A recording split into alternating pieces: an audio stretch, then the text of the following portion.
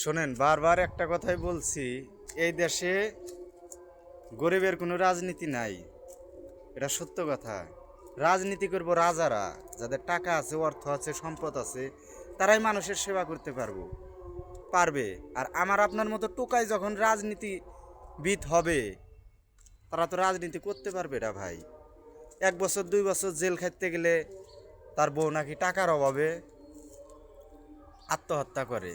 তা আমার মতো মানুষের তো রাজনীতি করা যাবে না। যাদের টাকারও সমস্যা নাই, অর্থের সমস্যা নাই, তারাই রাজনীতি করবে। রাজারাই তো রাজনীতি করবে, আমরা তো প্রজা। আমরা না কিছুটা মতামত দিতে পারবো। আর এটা কোনো কথা হইল? একটা মানুষ টাকার জন্য আত্মহত্যা করে, তার সন্তানকে নিজ হাতে মারে। ওই সংগঠনের প্রধানমন্ত্রী কই? তার জেলার, তার ইউনিয়নের, তার থানার লোক নাই? তারা কি করছে? একটা সাদ্দামের বউ আর সন্তান পালতে পারে নাই, এই রাজনীতি করে। আর এটাই কি রাজনীতি? আবার অনেকে বলেন যে বাবর 17 বছর জেল খাচ্ছে, তার সন্তানাদি বা আত্মীয় স্বজনের কোনো কষ্ট হয় নাই, কেউ মৃত্যুবরণ করে নাই। কার সাথে কি লাগান? বাবরের সাথে যদি আপনি সাদ্দামের তুলনা করেন, এটা হইল ওর কোন ফ্যামিলিতে জন্ম আর সাদ্দামের কোন ফ্যামিলিতে জন্ম, এটা বোঝা লাগবে। আর দ্বিতীয় একটা কথা, এই দেশে যারাই জেল খাটছে তারাই রাজনীতি থেকে সরে গেছে। বিগত দিনে বিএনপির অনেক নেতাকর্মী দেখছেন, নারায়ণগঞ্জের জাকির, বাবর সাহেব, এদের আগে খুব প্রভাব ছিল, কিন্তু দেখেন কারামুক্ত হওয়ার পরে তাদের আর এখন ওই আগের যে পাওয়ারটা দেখাইতো বা কাজ করতো, এখন কিন্তু তারা নাই। তাদের মিডিয়ার সামনেই পাওয়া জুলুম।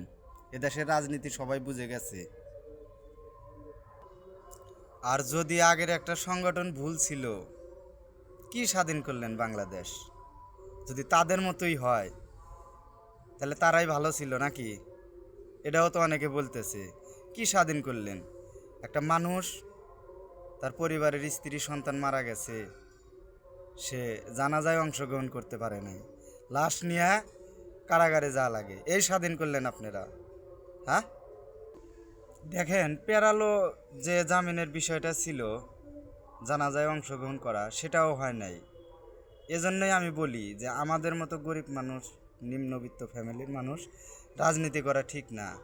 দেখেন 5ই আগস্টের পরে হয়তো এই সাদ্দামের ভূমিকা ছিল অন্যরকম, বা তার ফেসবুক পেজ বা আইডি ঘাটলেও কিছুটা বোঝা যায়, যার কারণে তার জামিন হয় নাই। এজন্যই আমাদের মতো মানুষের রাজনীতি করা ঠিক না, আর আমাদের অবস্থান বুঝে রাজনীতি করতে হবে।